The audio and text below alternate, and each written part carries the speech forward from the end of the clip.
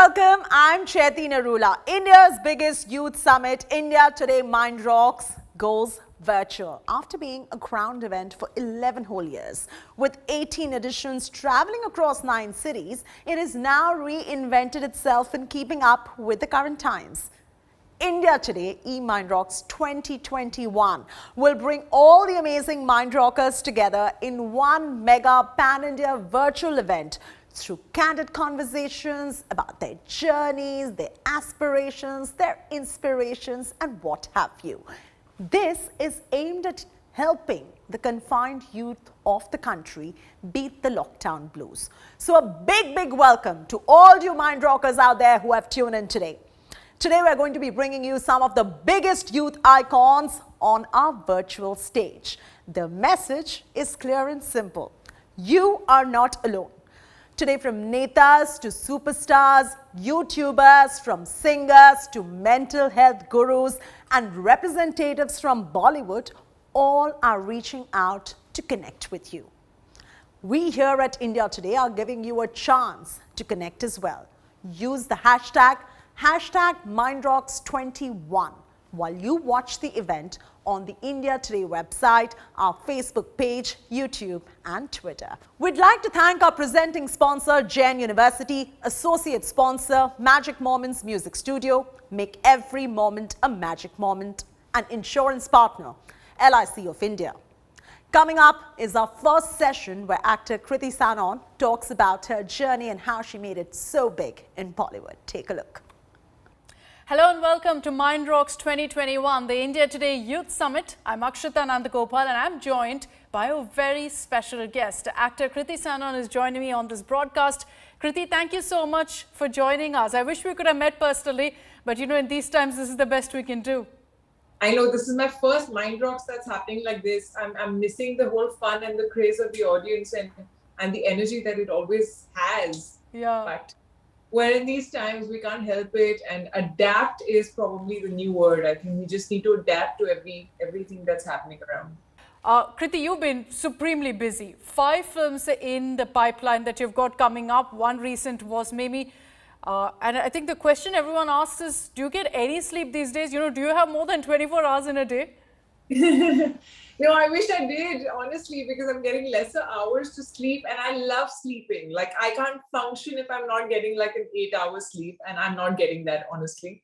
But I think after the whole pandemic and everyone being home and, you know, for so long and craving to work, craving to get back to normal life, to be on the set, to do what you love doing, I can't complain. I think busy is probably the new happy, I would say. And I'm just so glad and fortunate that I'm able to do everything that I want to do. Yes, it sometimes kind of comes all together, but it's okay.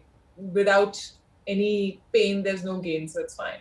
I think, you know, as much as we all like to complain, none of us are going to complain for work coming our way, right? It's opportunities at the end of the day. Congratulations also, Kriti, on the great response that Mimi's received. I'm sure you've been getting a lot of love also for the film. It's been amazing. I just saw it last night as well. But it had a release on a streaming platform. You know, that's considered to be the new normal right now. Were you happy with the reception, with the kind of response that you got?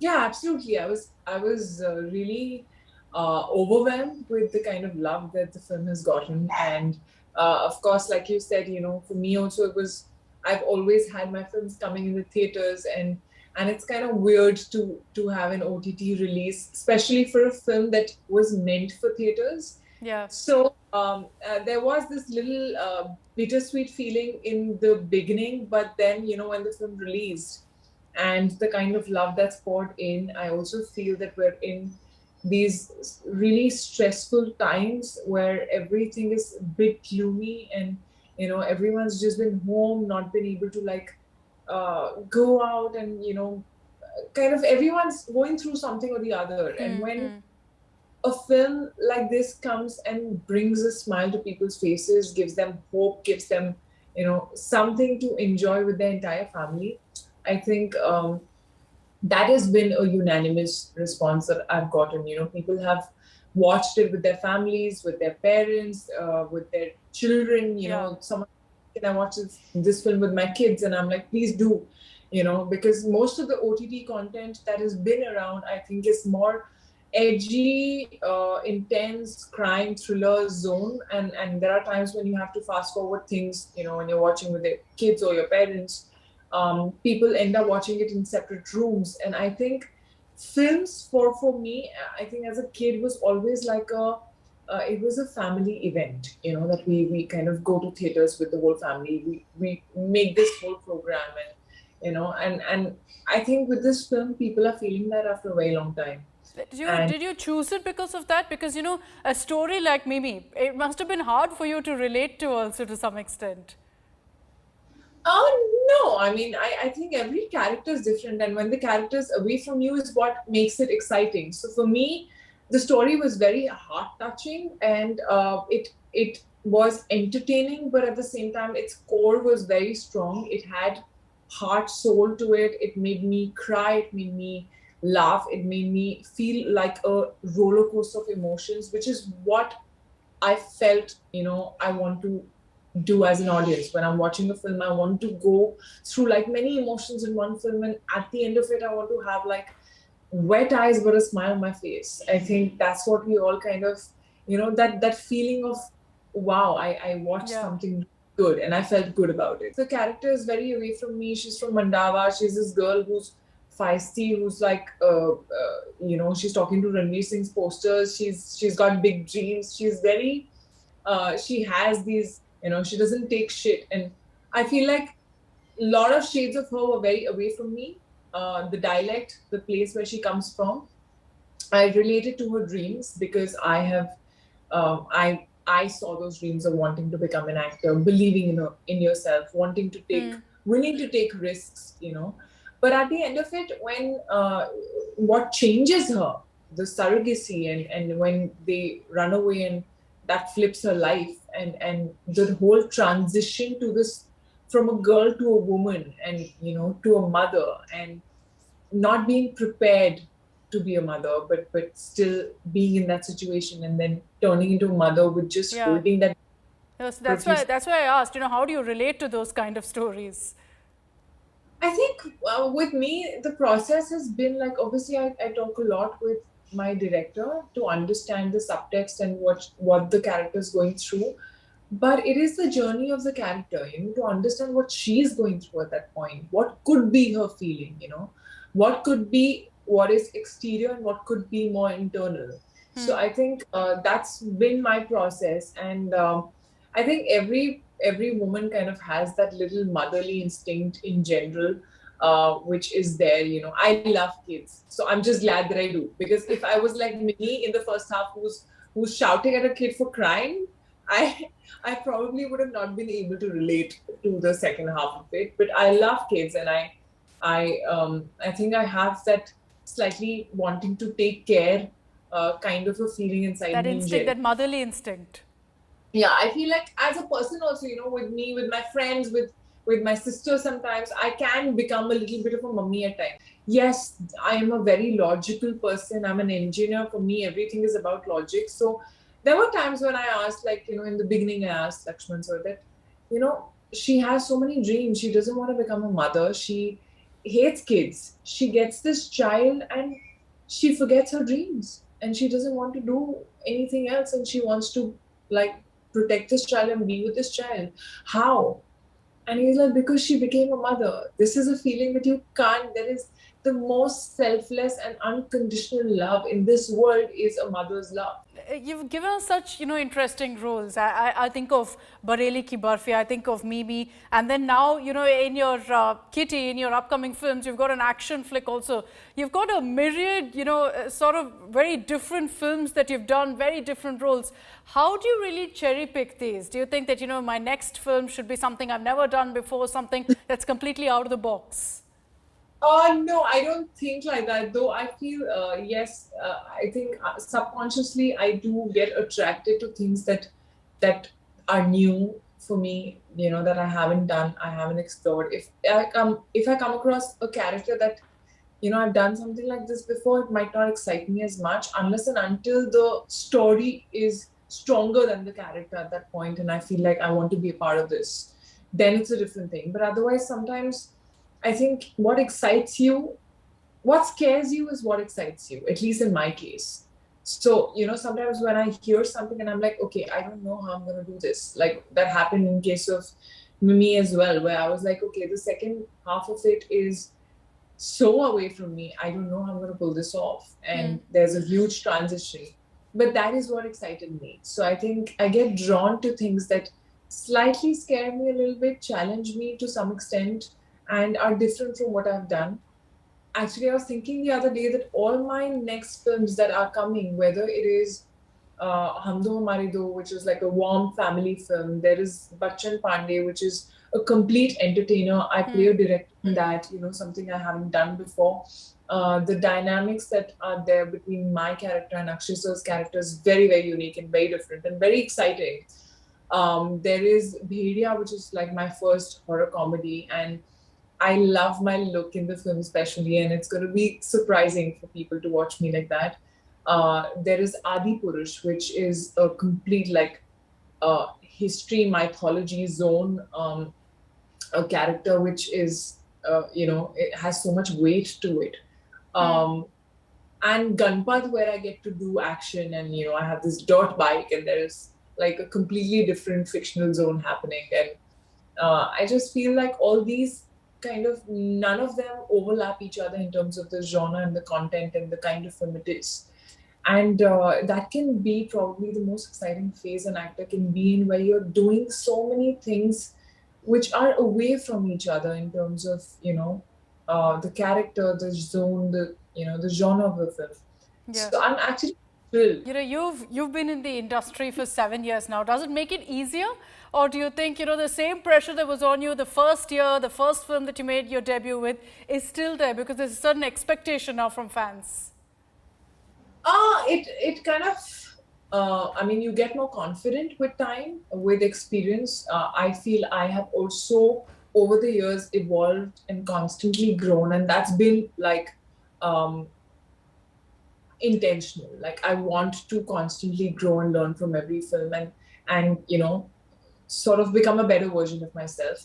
So that way, yes, you understand the craft a lot more. Things are easier in terms of, your approach.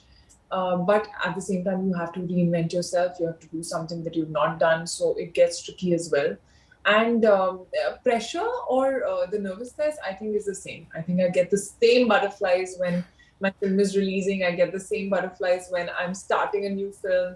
There'll be like 4 days, 5 days before the film, I would be like a little anxious, and I would kind of lose my appetite and things that happen to me when I'm stressed. Until I give that first shot of the character, I would be like, I don't know how to do this. So that happens, but that is great because I think I like feeling like a bit of a beginner who doesn't know it all and is wanting to explore, is wanting to find her way. Kriti, you're one of those few actors who's somehow, and I'd say miraculously, managed to stay away from too much controversy, needless issues, all of that. And besides that, also, you're one of those actors who doesn't belong to those big families, those big B-town families or any of that. So, was it hard to really break into Bollywood as an outsider? Do you still see that as some sort of a challenge even now? I don't call myself an outsider anymore. I think I'm very much a part of this industry. I've created a place of my own, a space of my own. I feel at home. And I am doing the work that I've always wanted to. I have people who have believed in me, given me the opportunity. And I call it my own home and my own place. And I don't want to feel like an outsider because I belong here. But yes, it's taken a while because I don't come from a film background. I think, it's like you come into a new world and you're lost and you don't know anyone and no one knows you. So I think you take that time to kind of get people to know your name, to kind of match your face and name to each other, to see your talent film by film, to start believing in you and to be willing to give you opportunities outside your comfort zone, to believe in your talent more than what they see outside, of your personality. So I feel all those things take a little while. You have to take baby steps and grow, and that's what I have done at least. But once you get to know people, you've worked enough here, um, you find your own, like, people who are at the same frequency, who have the same beliefs, who are equally passionate. And yeah, I think there are all kinds of people everywhere. So there will be someone who will not believe in you, but there will be someone who will. So, I think that's there in every profession.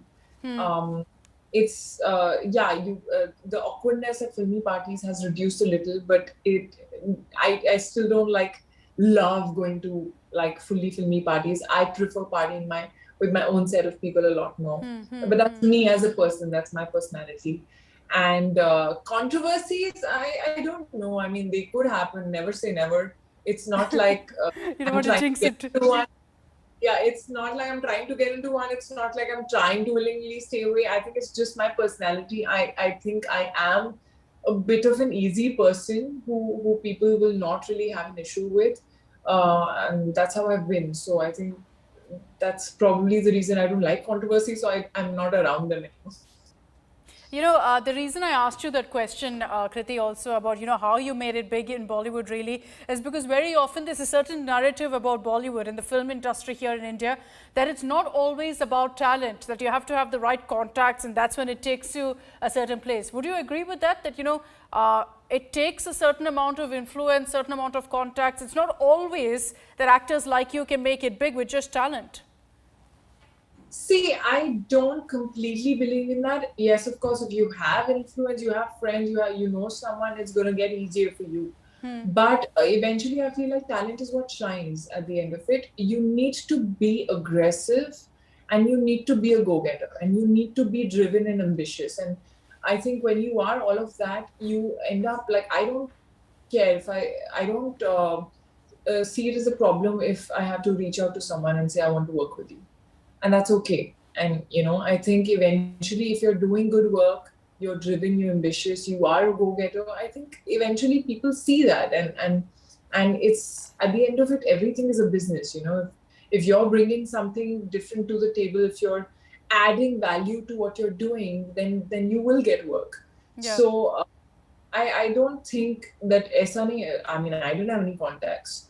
I didn't have any influence. So there are so many people who didn't. I mean, when you talk about Rajkumar Rao, you talk about Ayushmann, you talk about Taapsee, you talk about so many people who've not come from a film background, who've not had contacts and influence.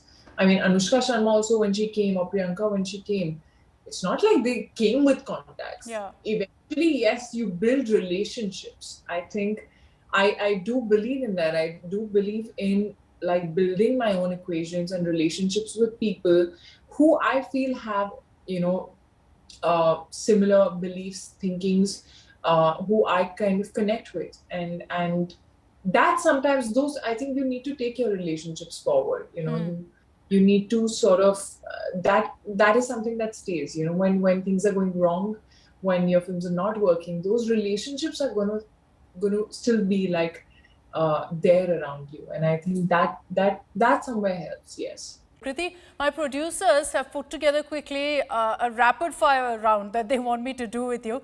So I'm going to start off quickly. You're ready, right? It's just going to be very, very quick. 5-10 questions. I'm pathetic at rapid. Nothing controversial, I promise you. Sure. I'm not a Karan Johar, so I can't pull off anything controversial. We'll keep it very, very simple. Sure. Okay, so let's begin with the question that they put out, which is, would you choose a 100 crore film or a Best Actress Award? Best Actress Award. Okay, comedy or action, and why? Comedy or action? Comedy. Because I just feel like comedy is probably the most difficult genre. It's very difficult to make people laugh. And also when you're spreading so much happiness, then comedy. I like lighthearted. Okay, difficult one coming up. Who would you rather flirt, date and marry? So there are 3 names: Prabhas, Tiger Shroff, Kartik Aaryan. Oh God. Flirt, date, and marry. So you got Prabhas, Tiger Shroff, Kartik Aaryan. I think I shouldn't say. I hate these questions. Yeah. Why are you? I told you this is a difficult one. Why are you making this coffee with Karan? I would probably flirt with Karthik, date Tiger, and marry Prabhas. Okay, marry Prabhas, I'd agree with you there. You know, Kriti, one thing that you cannot do without on set, one thing that you need with you always. That I need with me always on my set. I think my team. I think I'm just so comfortable with them, and you know, we don't realize the fact that we end up spending more time with our team, like our hair, makeup, you know, our people around. Yeah. Than I sometimes do with my family. So, you know, they become like your family on set, and they're constantly with me. So I think it's nice to feel somewhat at home at every set, you know, when you have your people around. Okay. Which real life character would you like to play? Would you like to? Play. Who would you like to enact next? A real life character you find inspiring or, you know, great story? There are so many. I mean, I don't know. You can pick 3 even. We have no problem. Pick 3 in the sense, मुझे कोई आ नहीं रहे दिमाग में, but I feel like Madhubala's story, Madhubala ji's story is something which is very, very different. That'll be amazing to watch. Yeah. Yeah, and I would love to, as a person, I would love to know more about her story. So to play her would be really amazing. Okay. Who's your biggest critic? My biggest critic? There are many around me. I think all my people, all my honest people, I would say. I mean, my family for sure. So after watching every film, we have like a child discussion, you know, about the film. Where they are absolutely brutally honest about what they felt, what scene they liked, what scene they didn't like, everything. So my family is definitely my biggest critic. You know, I think because they get to know where I'm faking it. Like they know me so well that they know, okay, this is not, you're not completely there in this particular moment. So yeah, I think I would call them probably my biggest critic. So you've completed 7 years in the industry, but 10 years from now, and complete this line for me, Kriti Sanon would be still discovering herself. Okay, that's a great line. I'm going to give you one word, and the first thing that comes to your mind, you know, when I use these words. First, COVID-19. Must go. Lockdown.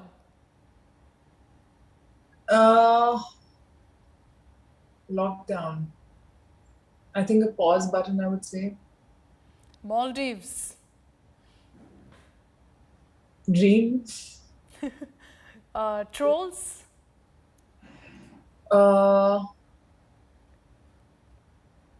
Indifferent. Okay, and finally OTT platforms. OTT platforms, I think the next big thing.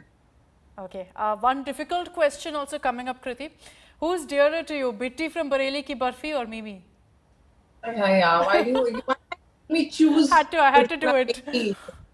Between my babies. I think both have a very special place in my heart, honestly speaking. And I'm not saying it like diplomatically. They do, because I feel like Bitti helped me broke a few barriers, and I think Mimi kind of shattered many. But I would say I have lived Mimi longer and deeper, and because also it was my first film that I kind of led and I had on my shoulders, and so Mimi probably is a little more special because I think I've lived, I know her better, I know her deeper. Okay, you know, a filmmaker you'd like to work with next, Rajkumar Hirani or Rajamouli?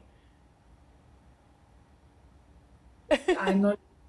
There is no choice. They are both like magicians and amazing people and amazing directors, and I can't choose this. Sorry. Okay, then the next one. Now you have to choose an actor you'd like to work with next, Ranbir or Ranveer. Now you have to choose. always taken in one breath. I don't know. It is like both. I've not worked with both, and both are amazing actors, and they're so different in their own space. Like, they have a different way of acting and method. I love both, yeah, guys. I mean, Mimi is. Who do you think you'd have better chemistry with on screen? Both. I genuinely mean that, and I genuinely mean it. Okay, all right. We'll leave it there. I mean, you didn't give us an answer, but it's okay because I get it's a very, very difficult choice between the two. It's a tough choice. Like, I'll ask you who's a better actor. Can you say? Yeah, no, I like both their films, so it'll be difficult. But I will choose Ranveer. Kriti, it's been an absolute pleasure having you with us here on India Today. Thank you very much for joining us. I hope that next year around we'll be able to meet you. Have all of that energy, that buzz that E-mindrocks is known for. Yeah, I mean, I'm used to dancing on E-mindrocks also, and hearing you can still do it for us. No one's going to complain. I do here sitting like that, but I don't think that's enough. But it's been great having this chat, and I'm so glad that we could do this, and I really hope the next year we'll actually meet in person. Yes, so I'm keeping your word on that. We'll have you next year on our E-mindrocks stage. Hopefully, by then everything will be taken care of and we'll be, done talking about a pandemic. But thank you so much, Kriti, for joining us here on India Today. Thank you. Thank you. Pleasure. Bye.